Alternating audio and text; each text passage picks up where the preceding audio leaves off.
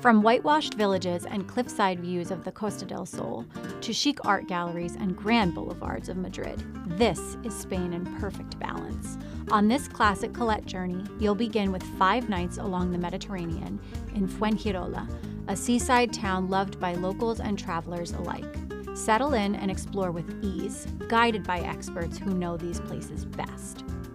Stand above Ronda's dramatic gorge, a natural divide that gives the town its striking character.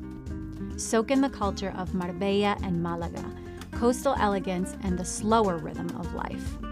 And in Málaga, you'll be welcomed into a local home for a freshly prepared lunch and moments of genuine connection.